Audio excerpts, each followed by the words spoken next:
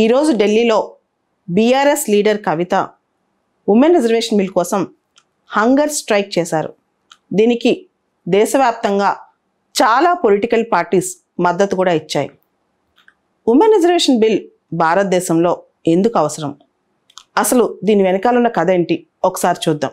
ఏ రంగంలో అయినా మహిళలు తమను తాము ప్రూవ్ చేసుకోవాలంటే ఒక గ్లాస్ సీలింగ్ని బ్రేక్ చేయాల్సిన అవసరం ఉంటుంది. అదేవిధంగా పాలిటిక్స్లో కూడా మొట్టమొదటిసారిగా ఉమెన్ రిజర్వేషన్ బిల్ 1996లో దేవేగౌడ గారి ప్రభుత్వం టైంలో పార్లమెంట్లో ప్రవేశపెట్టారు. ఆ తర్వాత అనేక సందర్భాల్లో ఆ బిల్ని ప్రవేశపెట్టడం జరిగింది. అయితే ఫస్ట్ టైం ప్రవేశపెట్టినప్పుడు దాన్ని ఒక parliamentary committee, joint parliamentary committee కూడా బిల్లును పంపించడం జరిగింది, గీతా ముఖర్జీ కమిటీ అని చెప్పి. ఆ కమిటీ చాలా సిఫార్సులు కూడా చేసింది. ఆ తర్వాత 2010 వరకు అనేక సార్లు ఆ బిల్లును ప్రవేశపెట్టడం, బిల్లు ల్యాప్స్ అవడం జరిగింది. ముఖ్యంగా 2004లో యూపీఏ ప్రభుత్వం ఆ హయాంలో కామన్ మినిమం ప్రోగ్రామ్ అని చెప్పి ఒక ఎజెండా వచ్చింది. దానిలో వాళ్ళ focal point women reservation bill అనమాట. సో ఆ తర్వాత 2-3 సార్లు ఆ బిల్లు ప్రవేశపెట్టిన మొత్తానికి 2010 మేలో రాజ్యసభలో ఆ బిల్లు పాస్ అయింది. తర్వాత లోక్సభలో బిల్ ల్యాప్స్ అయిపోయింది 2014లో. ఆ తర్వాత ఈ బిల్లు గురించి పట్టించుకునే నాదుడే లేదనమాట. అయితే ఉమెన్ రిజర్వేషన్ అనే కాన్సెప్ట్ భారతదేశంలో కొత్త కాన్సెప్ట్ అయితే కాదు. ఇది 73rd, 74th అమెండ్మెంట్లో లోకల్ బాడీస్లో మనం చూస్తే కనుక 1/3 నాట్ లెస్ దెన్ 1/3 రిజర్వేషన్ అనేది మహిళలకు ఉంది. దాదాపు భారతదేశంలో ఇప్పుడు 20 రాష్ట్రాల్లో లోకల్ బాడీస్లో 50% ఉమెన్ రిజర్వేషన్ ఇస్తున్నారు. ఇది హయ్యెస్ట్ సక్సెస్ఫుల్ ప్రోగ్రామ్ అని చెప్పొచ్చు. ఇన్ఫ్యాక్ట్ మనం చూస్తే కనుక 14.5 లక్షల మంది ఇప్పుడు భారతదేశంలో పంచాయత్ వ్యవస్థలో ఉన్నారు, మహిళా ప్రతినిధులు అనమాట.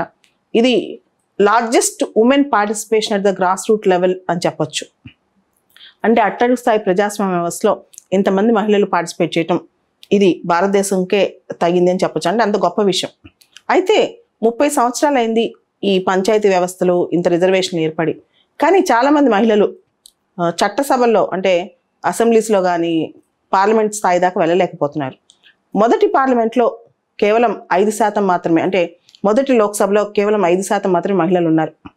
ప్రస్తుతం లోక్సభలో 14.2%, అంటే దాదాపు 78 మంది మహిళలు ఉన్నారు. రాష్ట్ర అసెంబ్లీలో అయితే చాలా అసెంబ్లీస్లో 10% కూడా లేరనమాట. తెలంగాణలో కూడా అంతే, చాలా తక్కువ మంది ఉన్నారు అసెంబ్లీలో ఆడవాళ్ళు, స్త్రీలు. సో ఈ పరిస్థితిలో ఉమెన్ రిజర్వేషన్ బిల్ అనేది చాలా అవసరం. అయితే ఎందుకు పాస్ అవ్వట్లేదు, ఎందుకు రాజకీయ పార్టీలు దీనిపైన దృష్టి పెట్టట్లేదు ఒక్కసారి చూద్దాం. ముందుగా ఉమెన్ రిజర్వేషన్ బిల్లుకి రాజ్యాంగ సవరణ అవసరం. మీకు తెలుసు 108th కాన్స్టిట్యూషనల్ అమెండ్మెంట్ బిల్ అప్పుడు అది ల్యాప్స్ అయిపోయింది. ఖచ్చితంగా రాజ్యాంగాన్ని సవరించే మహిళా రిజర్వేషన్ తీసుకురావాలి. ఇది ఫస్ట్ పాయింట్ అనమాట. అంటే మన పార్లమెంట్ ఒప్పుకోవాలి, స్టేట్ లెజిస్లేచర్స్ అంటే స్టేట్ అసెంబ్లీస్లో కూడా ఇది పాస్ అవ్వాలి. అయితే మనకున్న ప్రస్తుతం ఉన్న అసెంబ్లీస్లో కానీ మనకున్న ప్రస్తుతం పార్లమెంట్లో కానీ మహిళల సంఖ్య చాలా తక్కువ ఉంది. ఈ ప్యాట్రియార్కికల్ మైండ్ సెట్తో అసలు బిల్లు పాస్ అవుద్దా, ఇది ఫస్ట్ క్వశ్చన్. రెండో క్వశ్చన్, సరే భారతదేశంలో చూస్తే దాదాపు 140 కోట్ల జనాభాకి మనకి 543-44 మంది 545 ఎంపీస్ ఉన్నారు లోక్సభలో. అదే భారతదేశంలో భారతదేశం కన్నా పోలిస్తే చాలా తక్కువ, ఈవెన్ 10% కూడా జనాభా లేని దేశం యూకేలో మనం హౌస్ ఆఫ్ కామన్స్లో చూస్తే, అంటే అక్కడ 6-7 కోట్ల జనాభాకి హౌస్ ఆఫ్ కామన్స్లో చూస్తే 650 మంది ఎంపీలు ఉన్నారు. కొంతమంది అంటారు ఇండియాలో లోక్సభ స్థానాలు పెంచాలి, 1000 స్థానాలు తీసుకురావాలి, అప్పుడు ఎక్స్ట్రా స్థానాలు కొన్ని 200-300 స్థానాలు ఆడపిల్లలకి ఇవ్వచ్చు, స్త్రీలకు ఇవ్వచ్చు అనేవాళ్ళు ఉన్నారనమాట. అంటే కరెక్టే, ఇంత డైవర్సిటీ ఉన్న దేశంలో, ఇన్ని ప్రాంతాలు ఉన్న దేశంలో, ఇంత జనాభా ఉన్న దేశంలో ఖచ్చితంగా కనీసం 1000 లోక్సభ స్థానాలు ఉండటంలో ఏమాత్రం తప్పలేదు. కాకపోతే ఈ కొత్త స్థానాలు వస్తే ఈ మహిళలకు ఇస్తారా లేదని ఇంకో క్వశ్చన్. థర్డ్ థింగ్, అంతకంటే ముఖ్యమైనది, అసలు 1/3 రిజర్వేషన్ ఏంటి, 33% రిజర్వేషన్ ఏంటి? సగం ఉన్నారు మహిళలు, వాళ్ళకి 50% రిజర్వేషన్ ఇవ్వాలి అనేవాళ్ళు కూడా ఉన్నారు. దాంతోపాటు అసలు రిజర్వేషన్ కాన్సెప్ట్ పక్కన పెడితే రాజకీయ పార్టీలు అసలు మహిళకి టికెట్ ఇవ్వాలని చిత్తశుద్ధే లేదు కదా అనేవాళ్ళు కూడా చాలామంది ఉన్నారు. ఉదాహరణకి ఇప్పుడు మద్దతు ఇచ్చిన పార్టీలు, ఇప్పుడు మహిళా రిజర్వేషన్ కోసం పోరాడుతున్న పార్టీ ఎవరైతే ఉన్నారో వీళ్ళు టికెట్లు ఇచ్చినప్పుడు నిజంగానే మహిళలను ఎంకరేజ్ చేస్తున్నారా ఒకసారి క్వశ్చన్ చేసుకోవాలి. ఇది కూడా చాలా ఇంపార్టెంట్. అది నేషనల్ పార్టీస్ నుంచి రీజనల్ పార్టీస్ వరకు ఏ పార్టీస్ అయితే మహిళా రిజర్వేషన్ గురించి మాట్లాడుతున్నాయో వీళ్ళందరూ కూడా ఆ పార్టీ టికెట్లు ఇచ్చేటప్పుడు మహిళల్ని ఎంకరేజ్ చేస్తున్నారు. ఇది పెద్ద క్వశ్చన్ అనమాట. ముఖ్యంగా స్టేట్ అసెంబ్లీ టికెట్స్ కానీ ఈవెన్ ఎమ్మెల్సీ నామినేషన్స్లో కానీ దేనిలైనా మహిళలకు ఎంత ప్రాతినిధ్యం ఇస్తున్నారు అనేది ఒకసారి ఆలోచించుకోవాలి. దాని తర్వాత కొంతమంది అంటున్నారు ఓబీసీ పార్టీస్, ఆర్జేడీ కానీ లేకపోతే సమాజ్వాదీ పార్టీ కానీ జేడీయూ కానీ ఇట్లాంటి పార్టీస్ ఏమంటున్నాయి అంటే మేజర్గా రిజర్వేషన్స్ విత్ ఇన్ రిజర్వేషన్స్ అంటే ఓకే మహిళలకు రిజర్వేషన్ ఇస్తాము, దానిలో బీసీ రిజర్వేషన్ ఎంత. సో దీనివల్ల మేజర్గా 20 years బ్యాక్ బిల్ స్టాల్ అయిపోయింది అనమాట. రిజర్వేషన్స్ విత్ ఇన్ రిజర్వేషన్స్ అనేది స్టాల్ అయిపోవడానికి ఇది ప్రధానమైన కారణం. ఆ తర్వాత ఇంకొక ముఖ్యమైన అంశం, అసలు మహిళా రిజర్వేషన్కి సంబంధించి చాలామంది అనే క్వశ్చన్ ఏంటంటే ఒకవేళ నిజంగా రిజర్వేషన్ ఇస్తాము, లోక్సభలో 200 స్థానాలు మహిళలకు పెరుగుతాయి, స్టేట్ అసెంబ్లీస్లో అన్ని రాష్ట్రాల్లో ఒక 2000 మంది ఎక్కువ మంది మహిళలు వెళ్ళారనుకో, ఈ మహిళలు ఎవరు అవుతారు? ఒక పొలిటీషియన్ వైఫో, ఒక పొలిటీషియన్ డాటరో, ఒక పొలిటీషియన్ తల్లో, ఆల్రెడీ రాజకీయాల సీఎం కూతురో ఇలాంటి వాళ్ళు అవుతారు. మామూలు మహిళలకి ఆ స్థానం దొరుకుతుందా? ఇది క్వశ్చన్. ఎంతమంది సగటు మహిళలు, సామాన్య మహిళలు అలా వెళ్ళగలిగారు?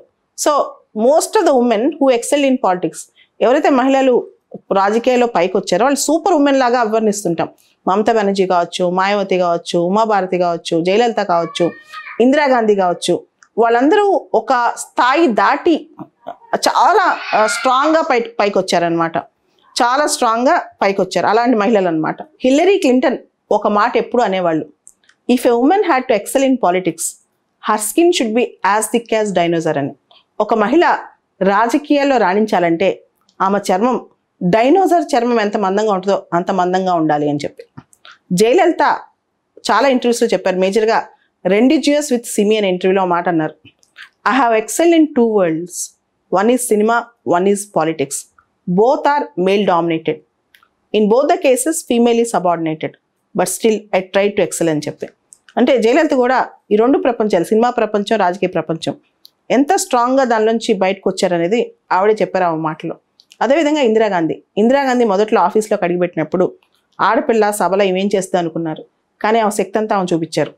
మార్గరెట్ థాచర్, సిరిమావో బండారు నాయకే, ఇందిరాగాంధీ ఆడవాళ్ళకి పవర్ ఇస్తే వాళ్ళు ఎంత చక్కగా ఎంత గొప్పగా రూల్ చేశారో కూడా చాలా ఎగ్జాంపుల్సే ఉన్నాయి ప్రపంచంలో, భారతదేశంలో. అయితే అమెరికా లాంటి దేశంలోనే ఇంతవరకు ఒక అధ్యక్ష పదవిని మహిళ అలంకరించలేకపోయింది. అదే భారతదేశంలో చూస్తే ప్రెసిడెంట్గా 2వ సారి స్త్రీ ఎన్నికైంది, అది కూడా ట్రైబల్ ఉమెన్. ప్రైమ్ మినిస్టర్గా ఒక స్త్రీని చూసాం, చాలా రాష్ట్రాల చీఫ్ మినిస్టర్స్ని చూసాం, స్పీకర్స్ని చూసాం, ఇవన్నీ చూస్తున్నాం. కానీ వీళ్ళందరూ కూడా చాలా కట్టుబాట్లు, చాలా అడ్డంకులు దాటి బయటకు వచ్చిన వాళ్ళు అనమాట. సో ఇవన్నీ చూస్తుంటే మహిళా రిజర్వేషన్ బిల్లు వచ్చినా సరే, ఒక నిజంగా పాస్ అయ్యి మహిళా రిజర్వేషన్ వచ్చినా ఈ మహిళలందరూ ఎవరు పైకి వస్తారనేదే క్వశ్చన్. సగటు మహిళకి ఉపయోగపడిన రిజర్వేషన్లు వ్యర్థం. రాజకీయ పరంగా మహిళకు కనుక ఒక ప్లాట్ఫామ్ దొరికితే అది ఆర్థికంగా, సామాజికంగా పనికొస్తాయి. Political empowerment, social empowerment and economic empowerment, ఈ 3 అనేవి ఒక కనెక్టింగ్ పాయింట్స్ అనమాట. Both all the 3 are inclusive అనమాట, ఒకదానికొకటి కనెక్ట్ అవుతూ ఉంటాయి. సో పొలిటికల్ ఎంపవర్మెంట్ ఉన్నప్పుడు సోషల్ ఎంపవర్మెంట్ ఉంటుంది, అలానే సోషల్ ఎకనామిక్ ఎంపవర్మెంట్ ఉన్నప్పుడు పొలిటికల్ ఎంపవర్మెంట్ ఉంటుంది. అయితే మహిళా రిజర్వేషన్ బిల్ అనేది చాలా నీడ్ ఆఫ్ ద అవర్. అది కేవలం ఒక్కరోజు నిరాహార దీక్షతోనో ఒకళ్ళు ప్రశ్నిస్తానో కాదు. మహిళా లోకం, యావత్ మహిళా లోకం బయటకు రావాలి. అదేవిధంగా మహిళా రాజకీయాలు అంటే పవర్ అని కూడా కాదు. ఉదాహరణకు న్యూజిలాండ్లో ఫెమినిస్ట్ పార్టీ అని చెప్పి ఒక పార్టీ, ఆ పార్టీ ఫీమేల్ ఎంపవర్మెంట్ కోసం పనిచేస్తుంటుంది. అందరూ అధికారంలోకి రానక్కర్లేదు, కానీ ఎంపవర్మెంట్ కోసం పనిచేస్తుంటుంది. నాగాలాండ్ లాంటి భారతదేశంలో చదువుకున్న రాష్ట్రంలోనే అక్కడ చాలామంది విద్యావంతులు ఉన్నారు. అయినా కానీ అక్కడ కూడా ఒక మహిళ ఎమ్మెల్యే కావాలంటే ఇప్పుడు అయింది, దాదాపు 2023 సంవత్సరం అయింది.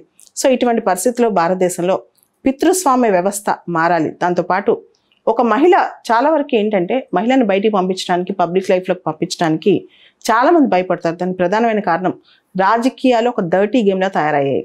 రాజకీయాల్లో మహిళకు భద్రత ఉంటుందా అనేది పెద్ద క్వశ్చన్ అనమాట. అంటే ఏమన్నా పడాలి, ఏం జరిగినా పడాలి. ఒక మహిళ తన ఒక స్వభావం కోల్పోతుంది రాజకీయాల్లోకి వెళ్తే, ఒక మహిళ యొక్క ఒబీడియన్స్ నేచర్ కోల్పోతుంది అనుకుంటుంటారు. కానీ అలా కాదు. ఈ రోజున మహిళలందరూ నిజంగానే పబ్లిక్ లైఫ్లోకి రావాలి. అప్పుడే వాళ్ళ ప్రాబ్లమ్స్ అన్నిటికి కూడా ఒక సొల్యూషన్ దొరుకుద్ది. పెద్ద పెద్ద థింకర్స్ కూడా మహిళల్ని చాలా తక్కువ చేసి చూశారు. ఉదాహరణకి అరిస్టాటిల్ ఒక మాట అంటాడు, modest silence is women's crown అని చెప్పి, అంటే మహిళలు నిశ్శబ్దంగా ఉంటే వాళ్ళకు ఒక అలంకరణ, వాళ్ళకు ఒక ఆభరణం అని చెప్పి. కానీ ఇది ఎంత మాత్రం కరెక్ట్ కాదు. మహిళలు పైకి రావాలి, వాళ్ళు వాయిస్ వినిపించాలి. దేశంలో సగభాగం వాళ్ళు, ఇప్పుడు అధికారంలో కూడా సగభాగం వాళ్ళకి రావాలి. అప్పుడే ఈ దేశం ముందుకు నడుస్తుంది, మన జీడిపి పెరుగుతుంది. అండ్ చాలామంది అంటారు మహిళల కంట్రిబ్యూషన్ వల్లే ప్రపంచంలో చాలా తగ్గాయని. మనం చూస్తే కొన్ని దేశాల్లో మహిళల కంట్రిబ్యూషన్ బాగుంది, చిన్న చిన్న దేశాల్లో కూడా బాగుంది. భారతదేశంలోనే ఇలాంటి పరిస్థితి అనమాట. ఉదాహరణకి రువాండాలో 61% మహిళా రిప్రజెంటేటివ్స్ ఉన్నారు, సౌత్ ఆఫ్రికాలో 43% ఉన్నారు, బంగ్లాదేశ్లో 21% ఉన్నారు. అండ్ భారతదేశం చూసుకుంటే ప్రపంచవ్యాప్తంగా రీసెంట్గా ఇంటర్ పార్లమెంటరీ యూనియన్ రిపోర్ట్ ప్రకారం ప్రపంచవ్యాప్తంగా మహిళా ప్రతినిధులు పార్లమెంట్లో ఎంతమంది ఉన్నారో దానిలో భారతదేశం 144 అవుట్ ఆఫ్ 193 కంట్రీస్, 144వ స్థానంలో ఉంది. 193 దేశాలు చూస్తే 144th పొజిషన్ అనమాట. అంత బ్యాక్వర్డ్ అయి ఉన్నాం మనం మహిళా రిజర్వేషన్లో అండ్ మహిళల ప్రాతినిధ్యంలో. దాంతోపాటు కొన్ని స్టడీస్ చెప్తున్నాయి అనమాట. అమెరికన్ ఎకనమిక్ అసోసియేషన్ వాళ్ళు ఒక స్టడీ చేశారు. దాని ప్రకారం ఎక్కడైతే నేషనల్ పార్లమెంట్లో మహిళల శాతం ఎక్కువ ఉందో అక్కడ జెండర్ సెన్సిటివ్ లాస్ బాగా వచ్చాయంట, జెండర్ సెన్సిటివిటీ బాగా పెరిగిందంట, అలాంటి చట్టాలు కూడా వచ్చాయంట. 2010లో హార్వర్డ్ కెనడీ స్కూల్ వాళ్ళు ఒక సర్వే చేశారు.